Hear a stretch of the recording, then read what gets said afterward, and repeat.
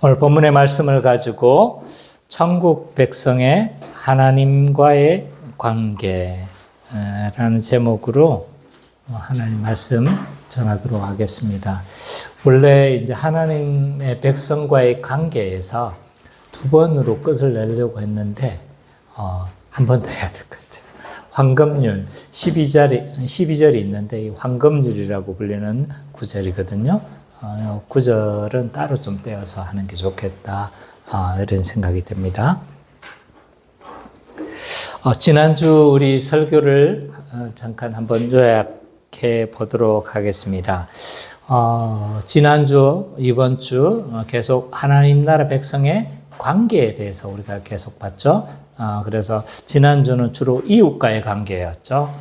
그래서 공동체 안에서의 형제와의 관계와 또 불신자와의 관계에서 우리가 어떤 관계를 맺어야 되는지에 대해서 우리가 좀 살펴봤습니다.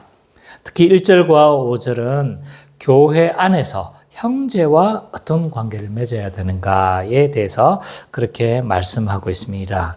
그래서 1절에서 뭐라고 이야기를 하고 있냐면 영적 우월감을 가지고 형제를 함부로 뭐하지 말라? 비판하지 말라. 라고 그렇게 이야기를 하고 있어요. 왜 우리는 비판할 수 없습니까? 왜냐하면 우리도 다 허물이 많은 자이고 또 우리의 모든 죄와 모든 허물들이 죄의 형벌들이 누구의 공로로 우리가 다 용서를 받은 거예요? 그리스도의 보혈을 공로로 우리가 다 용서를 받았고 그리스도의 보혈의 능력으로 말미암아 우리가 하나님 앞에 선자가 된 거잖아요. 그러니까 사실은 우리는 다 죄인이다. 그렇기 때문에 우리가 영적인 우월감을 가지고 다른 사람을 정죄할 수 없다라는 거죠. 우리가 나으면 얼마나 낫겠습니까? 내가 나으면 얼마나 나을까요? 나야 조금 많이 나을 죄송해요. 아니에요. 아니에요. 절대 아니에요. 그냥 좀 환기시켜 보려고. 어쨌든 그런 거죠. 우리가 다 낫다고 해봤자 도토리 키재기인 거야. 하나님 앞에서는 다 우리는 뭔 거예요? 다 죄된 모습이다. 그렇기 때문에 우리는 영적 우월감을 가지고 다른 사람을 정죄할 수 없다라는 걸 봤습니다. 그래서 2절에 보면 영적 우월감을 가지고 비판할 때 그 심판받을 것에 대해서 경고를 해요. 그 심판은 뭐예요? 심판대 앞에서 자기가 가졌던 그 동일한 기준으로 뭐 한다는 거예요? 하나님 앞에서 동일하게 판단받을 거라는 거죠. 그렇기 때문에 준엄한 하나님의 어떤 경고가 있다라고 말을 할 수가 있습니다. 그러면 우리는 이제 다른 형제에게 아무 말도 형제가 죄를 지어도 잘못해도 아무런 그런 우리는 말을 하지 못하는가? 그건 아니라고 했어요. 특별히 명백하고 지속적이며 악의적인 의도를 가지고 죄를 지을 때는 어떻게 해야 되는가요? 그 형제에 대해서 권면을 해야 되는 거야. 그리고 이것이 특히 교회의 4대 속성을 깬다. 통일성을 깨고 또 이상한 진리를 자꾸 이야기를 하는 거예요. 그래서 사도성을 어그린다든지 또 어떤 경우는 내가 낫지 나는 장로야 하면서 이러면서 보편성을 깨버리면 어떻게 되는 거죠? 이제 이거는 이런 문제에 대해서는 좀 심각한 거예요. 그래서 교회의 4대 속성을 깼었을 때는 교회를 무너뜨리는 죄인 거죠. 그렇기 때문에 이런 죄들에 대해서는 반드시 권면하고 이제 교회는 이런 권면을 통해서 거룩함을 지켜내는 거다라고 그렇게 이야기를 했어요. 그러면 그게 이제 어떤 방식으로 권면해야 되는가도 우리가 좀 설명을 했어요. 먼저 1대1로 찾아가는 이유가 뭐라고 했습니까? 그 사람의 명예를 보호하고 또 실제적으로 회개할 수 있도록 하는 거죠. 여러 사람이 찾아가면 어떻게 회개할 수 있겠어요? 창피만 당하는 거지. 그러니까 1대1로만 찾아가서 그 사람에게 회개할 수 있도록 기회를 주고, 또 그래도 회개하지 않을 때는 또 두세 명의 증인과 함께 권고하도록, 그래서 수차례 회개를 권고하는 거죠. 그래도 회개하지 않을 때는 이제 교회의 권징이 그때부터는 이제 시행이 되는 거죠. 그런데 이제 마지막에 형제와의 관계에서 예수님이 하신 말씀이 있는 거예요. 우리가 형제를 권고할 때 늘 생각해 봐야 된다는 거예요. 그게 뭔 거예요? 자기를 돌아보라는 거예요. 자기를 돌아봐서, 그래서 자기의 의도가 어떤 것인지, 그리고 자기는 나는 들보를 가지고 있고 저 사람은 티끌을 가지고 있는데 책망해서는 안 되는 거잖아요. 그죠? 그래서 자기를 돌아보고, 그럼에도 불구하고, 이제 권면을 해야 되겠다라는 생각이 들면, 그제서야 어떻게 해야 되는 거죠? 권면을 해야 된다. 라고 그렇게 이야기를 하고 있어요. 그리고 6절은 이제 불신자와의 관계에 대해서 이야기를 하고 있죠. 특별히 불신자의 관계 중에서 선교적인 상황입니다. 그러니까 복음을 전하는 상황에서를 이야기를 하고 있는 거죠. 여기서 말하는 개와 돼지는 누구냐면 생물학적인 개와 돼지는 아닙니다. 불신자예요. 그러면 진주는 뭐냐라고 했었을 때 여기에 대한 해석이 좀 갈리기는 하지만 하나님 나라 또는 복음을 의미한다고 할 수 있어요. 종합을 해보면 불신자에게 복음을 전하지 말라라는 것으로 이제 좀 이해가 되는 거죠. 그러면 이건 우리가 알고 있는 상식과는 다른 거잖아요. 우리는 불신자에게 복음을 전함으로 우리가 그들도 같이 우리와 동일한 안식을 누릴 수 있도록 우리는 이렇게 그들을 도와야 함에도 불구하고 왜 그런가라고 이제 의문을 가질 수 있는 거죠. 여기서 말하는 개와 돼지는 일반적인 불신자를 말하는 게 아니에요. 적극적으로 복음을 거부하고 심지어 복음을 멸시할 뿐만 아니라 하나님을 멸시하는 상황에서는 어떻게 하라는 거예요? 복음을 전하기를 중단하라는 거예요. 중단하고, 그래서 거룩한 것을 진주를 돼지에게 주지 않듯이 거룩한 것을 그런 상황에서는 뭐 하지 말라? 주지 말라. 라고 그렇게 이야기를 하고 있습니다. 그래서 1절과 6절은 하나님 나라 백성은 형제에게 함부로 비판하지 말고 불신자에게는 복음이 멸시당하지 않도록 주의해야 한다라는 것으로 좀 정리를 할 수가 있습니다. 오늘 본문은 하나님 나라 백성의 또 다른 관계에 대해서 이제 설명을 하고 있죠. 누구와의 관계인 것 같아요? 하나님과의 관계를 좀 언급을 하고 있습니다. 자, 오늘 본문은 하나님과의 관계에서 우리가 기도를 어떻게 해야 되는가에 대해서 이야기를 하고 있는데, 오늘 본문은 약간 좀 별명이 하나 붙어 있죠. 강청 기도다 라고 할 수 있어요. 강력하게 뭐 하는 거예요? 정하는 기도. 자, 7절과 11절을 우리 선미자매가 좀 빨리 읽어주세요. 구하라 그리하면 너희에게 주실 것이요 찾으라 그리하면 찾아낼 것이요 문을 두드리라 그리하면 너희에게 열릴 것이니 구하는 이마다 받을 것이요 찾는 이는 찾아낼 것이요 두드리는 이에게는 열릴 것입니다. 너희 중에 누가 아들이 떡을 달라 하는데 돌을 주며 생선을 달라 하는데 뱀을 줄 사람이 있겠느냐. 너희가 악한 자라도 좋은 것으로 사시기에 줄 줄 알거든 하물며 하늘에 계신 너희 아버지께서 구하는 자에게 좋은 것으로 주시지 않겠느냐.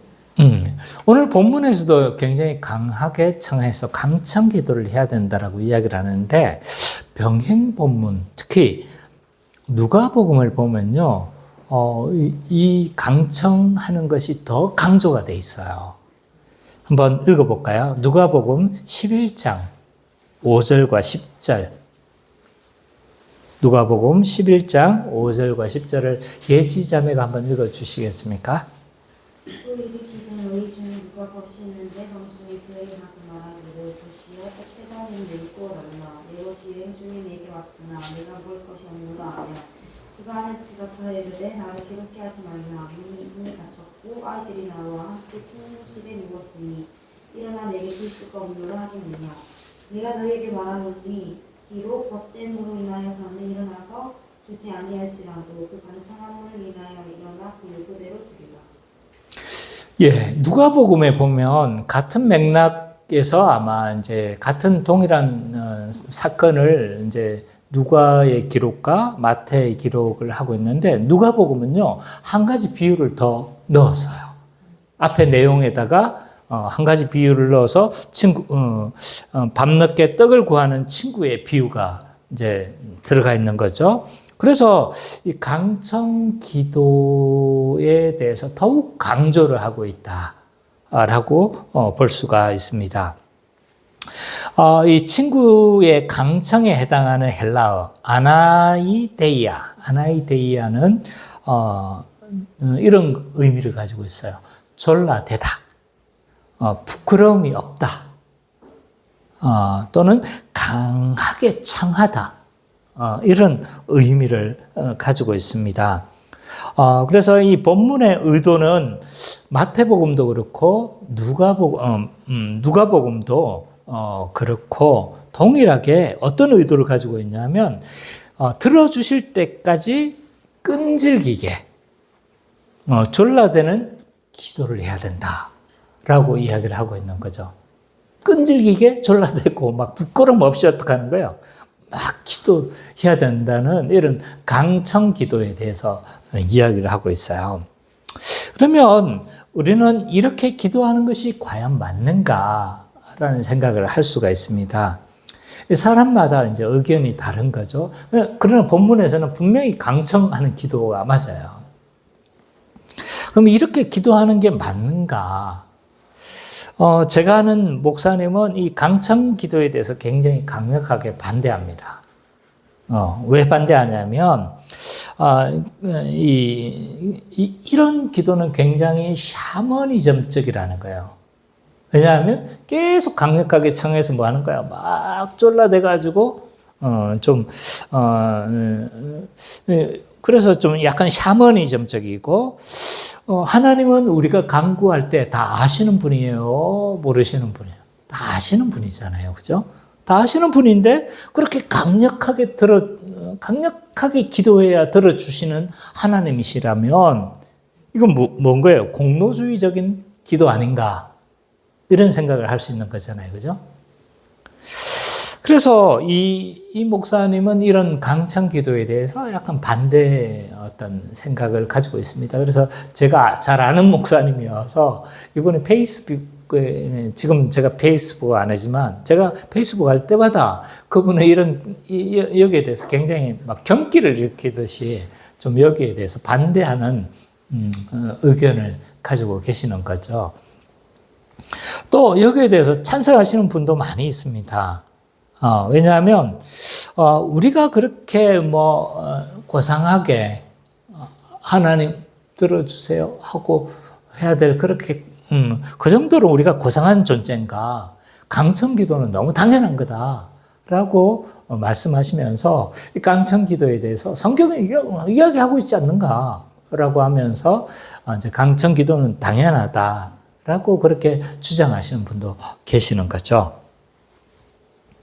자, 그러면 우리는 여기에 대해서 우리는 어떻게 좀 정립을 해야 되는가 한번 생각해 봤으면 좋겠습니다. 오늘 본문을 보면요, 지속적으로 기도하라고 하시고 구하는 자에게 뭘 주시겠다는 거요? 응답하시고 좋은 것으로 주시겠다라고 오늘 본문 분명히 이야기를 하고 있습니다. 그래서 하나님 나라 백성은 어떻게 기도해야 되느냐? 지속적이고, 그리고 끈질기게 뭐 하라는 거예요? 기도하라는 거예요. 그 본문의 의도는 이게 전혀 다른 의미를 가지고 있지 않습니다. 그러면 신자가 이렇게 지속적으로 기도해야 되는 이유가 뭘까요? 하나님 다 아시는데. 왜 우리는 지속적으로 기도해야 되는 걸까요? 자,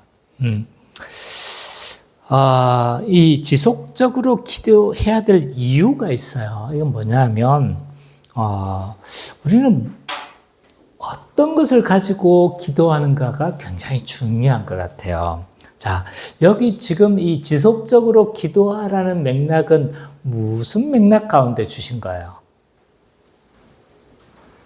산상수훈을 지금 하나님 나라 백성이 어떻게 살아야 되는가 가운데서 뭐 하는 거예요?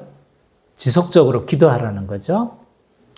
그러니까 하나님 나라를 구하며 하나님 나라를 살아가며 먼저 그 나라와 그 의를 구하는 삶을 살아가는 데 있어서 뭐 하는 거예요? 지속적으로 기도하라는 거죠. 자, 우리는요, 하나님 나라 백성으로서 산상수훈의 삶을 살아가려고 하다 보면 굉장히 한계를 많이 느껴요. 왜냐하면 이게 보통 요청이 아니거든요. 그래서 이 산상수훈하면 우리의 마음이 굉장히 어려울 수가 있어요. 왜냐하면 그 요구가 굉장히 강력하거든요. 우리의 의가 누구보다도 나아야 된다고 해요. 바리새인과 서기관의 의보다 나아야 된다고 이야기하는 거예요. 자신 있으세요? 그렇게 할 자신이 있습니까? 하나님 나라 백성으로서 구제와 기도와 금식을 어떻게 하라고 이야기를 해요? 외식하지 말고 하나님 앞에서 뭐 하라는 거예요? 하라고 그렇게 요청을 하고 있잖아요. 또 거듭난 하나님 나라 백성은 재물에 대한 탐욕을 버리고 오직 무엇을 구하라고 이야기를 한 거예요? 먼저 그 나라와 그 의를 구하라 라고 그렇게 말씀하고 있는 거예요. 근데 이런 내용 하나하나가 사실은 굉장히 강력한 요청이다 라고 할 수가 있어요. 그래서 우리 힘으로 하려고 하다 보면 이게 어렵다는 걸 좀 알게 되는 거죠. 그래서 산상수훈의 삶을 살기를 소망하다 보면 이게 어렵구나. 그리고 여기에 대해서 한계와 또 절망에 부딪힌 사람이 뭐 하는 거예요? 기도하는 자는 거예요. 그래서 우리가 하나님 나라 백성으로서 이렇게 살아가도록 힘쓰다가 안 될 때 어떻게 하는 거예요? 주여 하면서 강청해야 되는 거예요. 그래서 우리의 탐욕을 놓고 강청하면 안 되는 거예요. 하나님 나라 백성으로서 그렇게 살아갈 수 있게 해달라고 그렇게 강청하면서 기도하는 겁니다. 우리가 하나님으로부터 하나님과 그리스도와 예수를 믿음으로 말미암아 그리스도와 연합되어졌고 그리스도를 통해서 모든 복과 안식을 다 누리고 있지만 그럼에도 불구하고 여전히 계속적으로 우리가 그 복 가운데 살아가게 해달라고 뭐 해야 되는 거예요? 기도해야 되는 거죠. 그래서 이런 의미에서 우리는 어떻게 해야 되는 겁니까? 지속적으로 기도해야 합니다. 7절과 8절을 한번 읽어볼까요? 구하라. 7장 7절 시작. 구하라. 그리하면 너에게 주실 것이요. 찾으라. 그리하면 찾아낼 것이요. 또한 두드리라. 그리하면 너에게 열릴 것이니. 하나님 나라 백성은요, 산상수훈의 삶이 불가능한 게 아닌 거예요. 우리가 어떻게 해야 되는 거예요? 우리 힘으로 하는 것이 아니라 기도와 성령의 능력을 힘입어서 우리가 그렇게 살아가야 되는 걸 살아가야 되는 거죠. 그래서 신자가 지속적으로 기도해야 되는 건 뭐냐면 중언부언하는 탐욕적인 그런 기도를 계속적으로 기도하지 말라는 거예요. 그러면 안 되겠죠, 그죠? 오히려 책망받겠죠? 신자가 지속적으로 기도해야 될 제목은 뭔가요? 하나님 나라를 실현하기 위한 것. 하나님 나라 백성으로 그렇게 살아갈 수 있게 해달라고 우리는 뭐 해야 되는 거예요? 강청하며 때를 쓰고 부끄러움을 무릅쓰고 어떻게 해야 되는 거예요? 기도해야 된다는 것을 오늘 본문에서는 이야기를 하고 있습니다. 성경은 이런 지속성을 강조하기 위해서 세 개의 동사를 사용하고 있어요. 구하라, 찾으라, 두드리라. 이 세 개의 동사를 사용하고 있죠. 이 세 개의 동사는요, 시제가 현재 시제이고 그래서 습관적이고 반복적인 기도를 의미합니다. 그래서 이런 단어가 계속 반복되어짐으로 어떻게 하는 거예요? 습관적으로 또는 계속적으로 기도해야 될 것을 강조하고 있는 거죠. 거기에다가 점점 그 의미가 뭐였던 거예요? 강해지고 있어요. 구하라. 찾으라. 안 되면 어떻게 하는 거예요? 두드리라. 이렇게 해요. 문은 쾅쾅 두드려가면서 어떻게 하는 거예요? 그렇게 지속적으로 강구해야 될 것을 그렇게 강조하고 있는 거죠. 그래서 우리가 지속적으로 그렇게 하나님 나라를 구할 때 아버지께서는 좋은 것으로 우리에게 응답하시겠다라고 말씀하고 있습니다. 8절과 11절을 우리 예찬 형제가 한번 읽어주세요. 구하는 이마다 받을 것이요 찾는 이는 찾아낼 것이요 두드리는 이에게는 열릴 것이니라. 너희 중에 누가 아들이 떡을 달라 하는데 돌을 주며 생선을 달라 하는데 뱀을 줄 사람이 있겠느냐. 너희가 악한 자라도 좋은 것으로 자식에게 줄 줄 알거든 하물며 하늘에 계신 너희 아버지께서 구하는 자에게 좋은 것으로 주시지 않겠느냐. 예, 아버지가 자식에게 당연히 좋은 것으로 주듯이 하나님 아버지도 우리에게 뭐 한 거예요? 좋은 것으로 분명히 주실 것으로 약속하고 있는 거예요. 근데 이 좋은 것이 뭘까요, 도대체? 좋은 것이 도대체 뭘까요? 자, 이 병행 본문을 보면 더 여기에 대해서 좀 자세히 나와 있어요. 누가복음 아까 봤던 누가복음 11장 1절과 4절 그리고 11장 13절 한번 읽어봤으면 좋겠어요. 예찬 형제가 다시 한번 읽어줄래요? 누가복음 11장 1절과 4절 그리고 13절. 예수께서 한 곳에서 기도하시고 마치시매 제자 중 하나가 여짜오되 주여 요한이 자기 제자들에게 기도를 가르친 것과 같이 우리에게도 가르쳐 주옵소서. 예수께서 이르시되 너희는 기도할 때 이렇게 하라. 아버지여 이름이 거룩히 여김을 받으시오며 나라가 임하시오며 우리에게 날마다 일용할 양식을 주시옵고 우리가 우리에게 죄지은 모든 사람을 용서하오니 우리 죄도 사하여 주시옵고 우리를 시험에 들게 하지 마시옵소서 하라. 너희가 악할지라도 좋은 것을 자식에게 줄 알거든 하물며 너희 하늘 아버지께서 구하는 자에게 성령을 주시지 않겠느냐 하시니라. 아멘. 자, 우리가 구해야 될 게 하나님 나라라는 걸 알고 있죠, 그죠? 근데 그 구할 때 좋은 것으로 주시겠다고 했는데 그 좋은 것이 누가복음에는 분명히 나와 있어요. 그 좋은 것이 뭔가요? 성령을 주시겠다는 거예요. 그래서 정리해보면 우리는 지속적으로 기도해야 됩니다. 근데 기도해야 될 내용이 뭔가요? 주기도문적인 기도인 거예요. 하나님 나라를 구하는 기도. 우리가 하나님 나라를 구하다 산상수훈의 그런 추구하다 보면 잘 안 되잖아요. 그죠? 그러니까 산상수훈의 삶을 그렇게 하나님 나라 백성으로서의 삶을 살아갈 수 있도록 그렇게 우리는 하나님 나라를 구하는 삶을 구해야 돼요. 근데 우리가 날마다 간구할 때 어떻게 응답하시겠다는 거예요? 성령을 주시겠다고 약속. 물론 우리는 성령을 받았죠. 성령을 받았지만 성령을 또한 충만하게 더 부어주시는 거예요. 그래서 어떻게 하겠다는 거예요? 성령을 지속적으로 충만하게 주심으로 말미암아 산상수훈의 삶을 어떻게 할 수 있도록 살아갈 수 있도록 그렇게 해주겠다는 거예요. 그러니까 좋은 걸 주겠다는 건요, 내가 막 금은 부하러 주시겠다는 게 아닌 거예요. 그 좋은 건 뭔가요? 성령을 주시겠다는 거예요. 그래서 내가 산상수훈의 삶을 그렇게 너희들이 힘들지만 살아갈 수 있도록 성령을 더욱 충만하게 부어 주심으로 말미암아 그렇게 살아갈 수 있도록 그렇게 해 주시겠다라고 그렇게 말씀하고 있는 겁니다. 그래서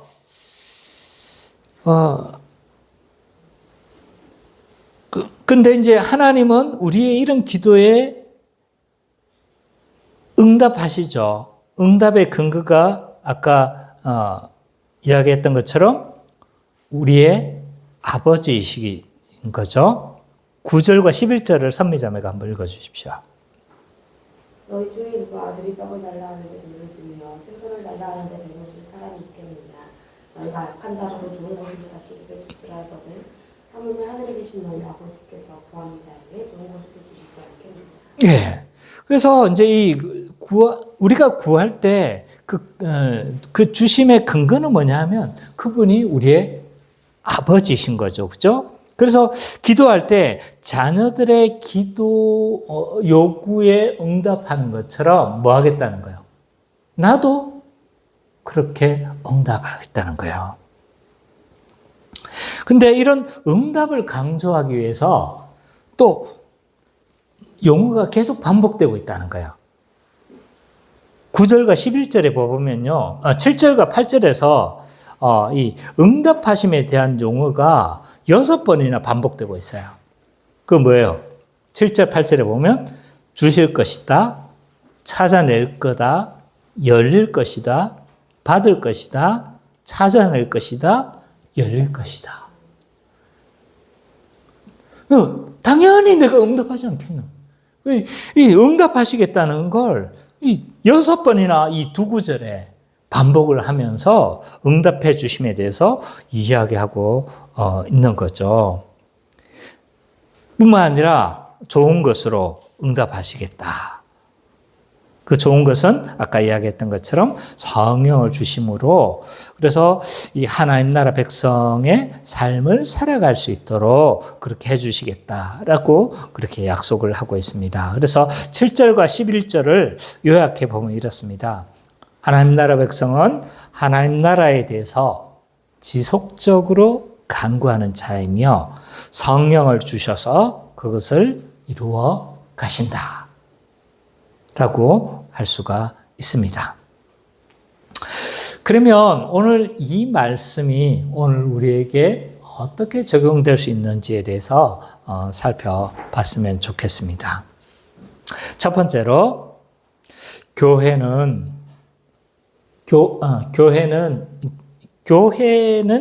기도의 지속성의 문제가 아니라 방향성이 문제임을 알아야 합니다.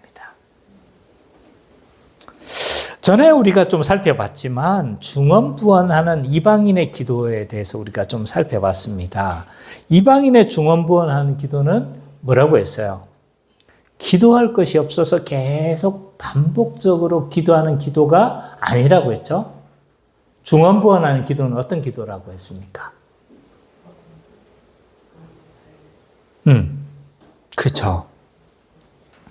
어떻게 해서든 하나님을 감동시켜서 많은 기도를 해서 하나님을 감동시키고 그래서 하나님이 아닌 거죠. 그러니까 신적 존재를 달래서 또 감동을 시켜서 내가 원하는 것을 받아내려고 하는 기도가 뭐 하는 기도다? 중언부언하는 기도다라는 것을 우리가 살펴봤어요. 그래서 이 기도는 탐욕의 기도다라고 정의를 했죠. 이런 기도는요, 이방 종교의 전형입니다. 왜냐하면 모든 이방 종교는요, 내가 무언가를 정성을 보여야 그 신적 존재가 응답한다고 보는 거죠. 성경의 대표적인 예를 들자면 엘리야와 싸운 바알 선지자들이 그랬죠. 그래서 막 하면서 놀면서 뭐 했어요? 막 기도를 했죠. 굉장히 정성을 한 거예요. 그럼 응답을 안 하니까 어떻겠습니까? 자해를 해가면서 막 그들의 신에게 정성을 보이려고 했죠. 우리나라 구판도 마찬가지인 것 같아요. 구판의 샤머니즘의 그 종교도 어떤 거예요? 그것을 하는 자가 정성을 보여야 되는 거예요. 어떤 정성을 보입니까?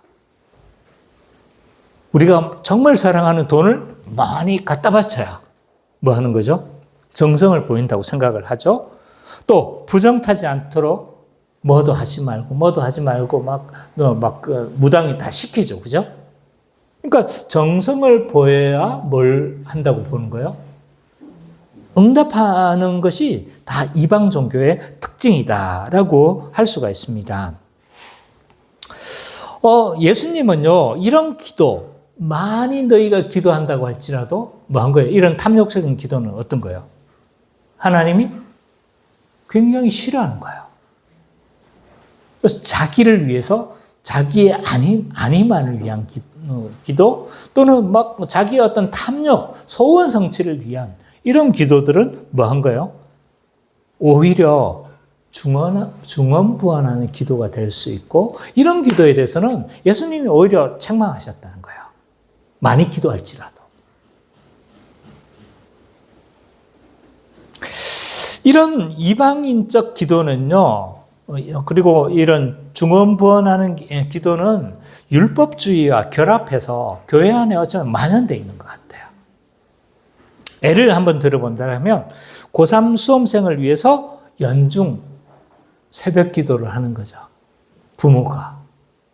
그래서 열심히 딴 데는 새벽 기도 안 나오는데 언제만 새벽 기도 나오는 거예요.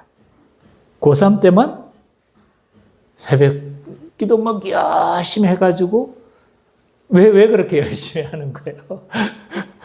우리 교회가 새벽 기도가 없어서 다행이에요. 그죠? 그래서 어떻게 하는 거예요? 내가 하나님께 정성을 보여서 어떻게 하는 겁니까? 하나님이 그래도 좋은 말로는 긍휼히 여겨서 어떻게 한 거예요? 합격시켜 달라고 그렇게 할 수 있는 거잖아요. 그죠? 근데 목회자도 마찬가지인 거예요. 목회자도 이런 율법주의적인 생각들이 자리 잡을 때가 있어요. 왜냐하면 개척교회 목사 이런 취약성을 가지고 있어요. 고생하잖아요.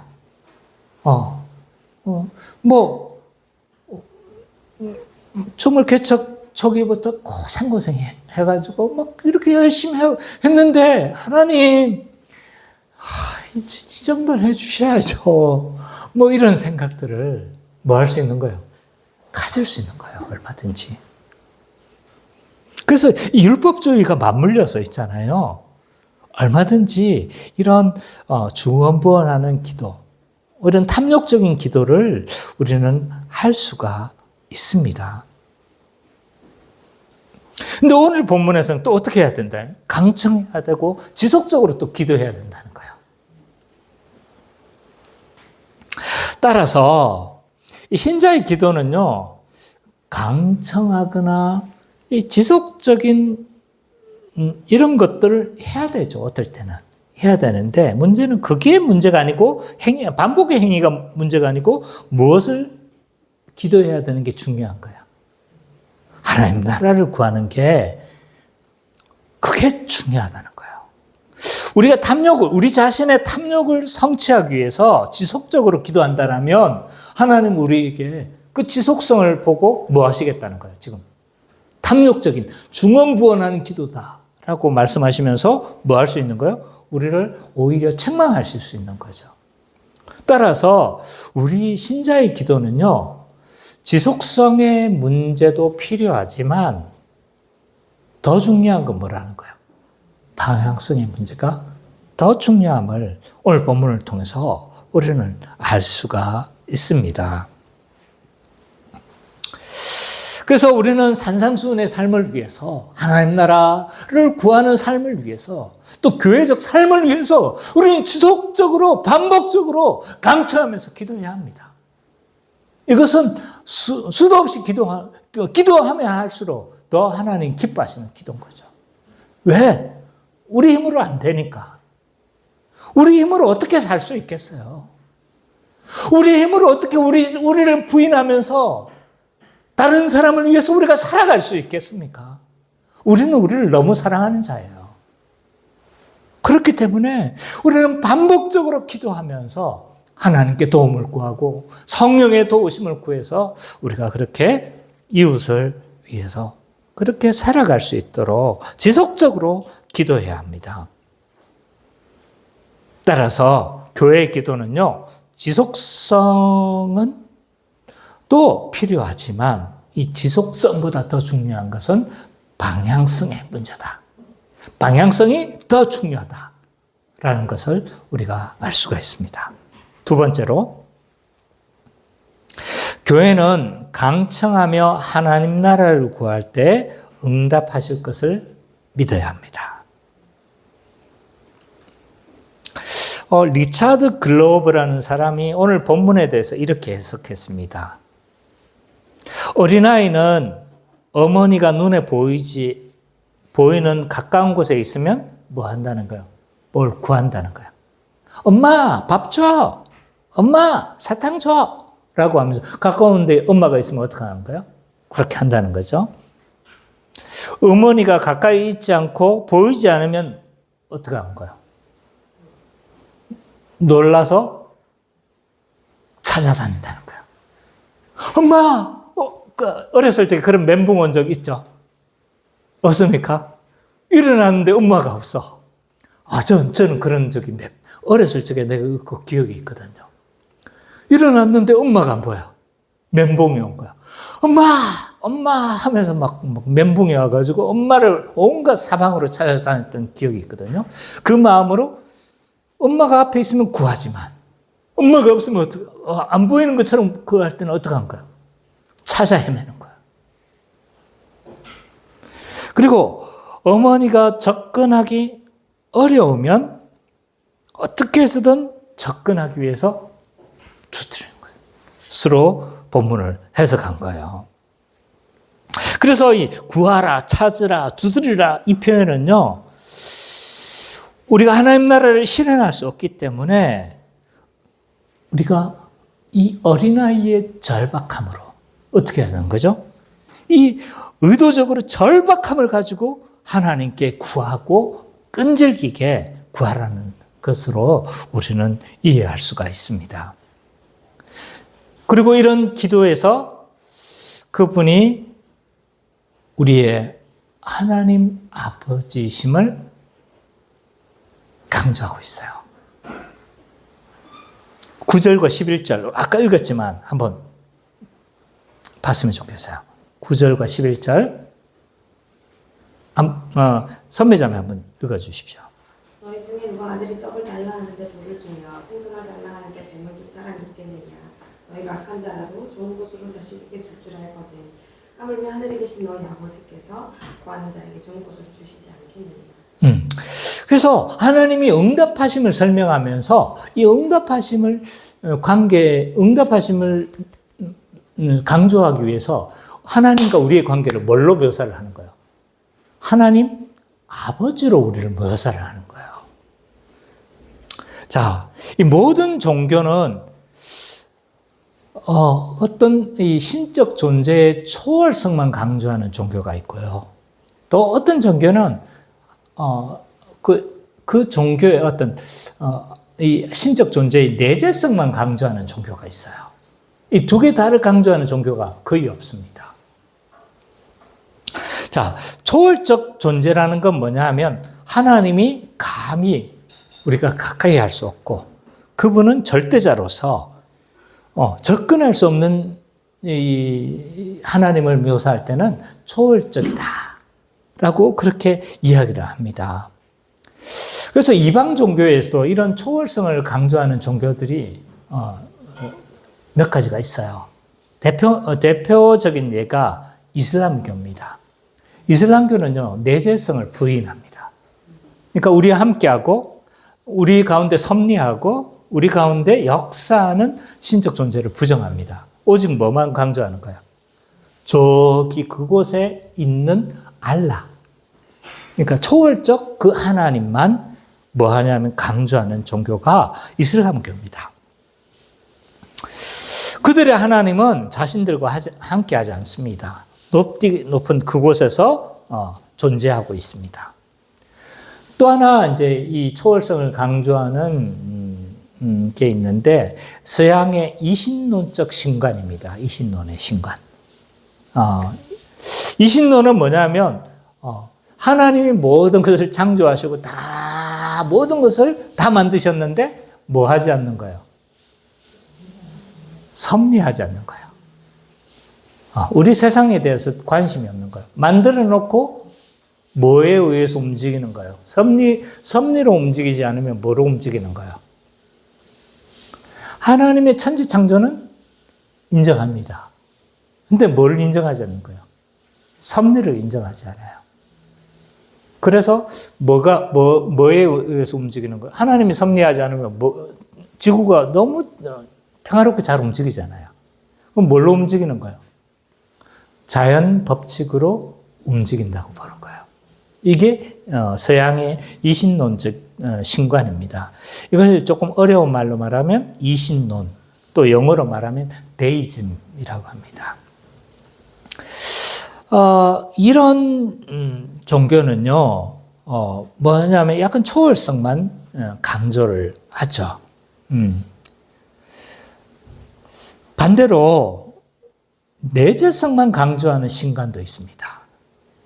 그러니까 우리와 함께 있는데 뭘 하지 않는 거예요? 초월성을 인정하지 않는 거죠. 대표적인 이런 신관을 반영하고 있는 그는 뭐냐면 범신론입니다. 범신론. 모든 만물에 뭐가 깃든 거예요? 신성이 다 깃든 거예요. 신성이 깃드는데 초월해서 무언가 하지 않습니다. 이런 범신론적 신관을 잘 반영한 영화가 있어요. 우리나라에서 어마어마하게 히트친 영화입니다. 아바타죠, 아바타. 아바타 그 영화를 보면 범신론적인 신관을 반영을 했어요. 그래서 아이왕과 신적 그 큰 나무가 있는데 그 나무에서 모든 것들이 다 연결되어 있죠. 그죠? 모든 신성이 다 막 반영이 되어져 있는 거예요. 근데 우리가 믿는 하나님은요, 하늘에 계신 우리 아버지신 거예요. 초월적이면서 내재성을 가진 그 하나님이십니다. 그래서 우리가 기도할 때 하나님은 우리를 뭐라고 부르라고 하는 거예요? 아빠라는 단어를 사용할 수 있도록 그렇게 허락하고 계십니다. 우리와 함께 하시고 아빠와 같이 내재하시는 그 하나님을 강조를 하고 있습니다. 이것만큼 기도에서 확실한 개념이 없는 거예요. 하나님이 나와 함께 하시겠다는 거예요. 내 기도를 아빠와 같이 그렇게 경청하고 듣겠다는 거예요. 나도 아들을 이기지 못합니다. 아들이 쪼르고 쪼르면 어떡합니까? 못 이겨요. 우리 은찬이가 우리 엄마를 통해서 공작을 벌여가지고 어제 8,000원, 어제 얼마 삥 뜯었죠? 네, 8,000원 삥 뜯었어요. 저도 못 이겨요. 나한테 직접적으로 하면 거절당할 것 같으니까 엄마를 통해서 간접적으로. 어쨌든 나도 아들을 이기지 못해요. 하나님은 우리에게 뭐라고 말씀하시는 거예요? 세상 어느 아버지가 떡을 달라 하는데 있다 뱀 받아라 할 부모 없다는 거죠. 그리고 세상 어느 아버지가 밥 달라고 하는데 바퀴벌레 받아라 라고 하면서 그런 아버지는 없는 거죠. 아버지의 관계처럼 하나님은 우리의 아빠로서 좋은 것으로 우리에게 주시는 아빠와 같은 분이시다라고 그렇게 말씀하고 있습니다. 근데 그 하나님은요, 또한 초월에 계신 하나님이신 거예요. 하늘에 계신 분으로서 초월에 계십니다. 이 초월에 계신다는 말은 뭐냐 하면 그분이 전능자라는 거예요. 이 말은 곧 뭐냐 하면 이 초월에 계시기 때문에 그 기도에 뭐 할 수 있는 분이라는 거예요. 하늘에 계시고 전능하시니까 어떤 거예요? 응답하실 수 있는 뭐가 있는 거예요? 능력이 있는 거죠. 능력이. 나도 내 아들을 못 이기지만 그러나 내가 들어줄 수 없는 내 능력의 밖의 요구는 나도 해줄 수가 없어요. 우리 성민이가 아빠 나 차 몰고 싶어요. 그러면 내가 해줄 수 있을까요? 아멘 하고 싶겠지만 못 해줘요. 나는. 내 능력에 바뀐 거예요. 그래서 나도 해줄 수 있는 능력이 없는 것들이 있지만 우리 하나님 어떠한 거예요? 초월해 계시는 분인 거죠. 그래서 그것이 합당하다면 하나님께서는 응답하실 수 있는 하나님입니다. 우리 첫째 아들은 이게 눈치채는 것 같아요. 저한테 요즘 잘 강구를 안 해요. 대신에 하나님 아버지께 뭐 하는 거예요? 강구하기 시작한 것 같아요. 우리가 이걸 믿었으면 좋겠어요. 하나님이 초월해 계시고 또한 내재에 계시는 하나님 아버지임을 믿고 아버지 같으심을 믿고 우리가 강구하는 우리가 되었으면 좋겠습니다. 아직 안 끝났어요. 우리가 기도할 때 성령을 주셔서 산상수훈의 삶을 살 수 있게 그렇게 해 주실 겁니다. 우리는 우리의 능력으로 산상수훈의 삶, 하나님 나라를 구하는 삶을 우리는 살아갈 수가 없어요. 우리가 어떻게 마음으로부터 미워하지 않고 뭐 할 수 있겠습니까? 사랑할 수 있겠습니까? 못해요. 우리는 우리의 모든 마음으로부터 진실만을 말하면서 그렇게 살아가는 거 불가능합니다. 우리가 어떻게 돈을 사랑하지 않으면서 오직 하나님만 소망하면 그렇게 살아갈 수 있겠습니까? 그렇게 살아갈 수가 없어요. 그럴 존재가 아니에요. 그러므로 우리는 할 수 없지만 반복적이고 강청하는 기도를 통해서 지속적으로 기도를 하면서 성령을 주심으로 이 모든 것이 가능함을 믿고 성령을 구하며 하나님의 도우심을 구하며 강청하는 우리 기쁨의 교회 모든 성도님이 되시기를 간절히 축원합니다.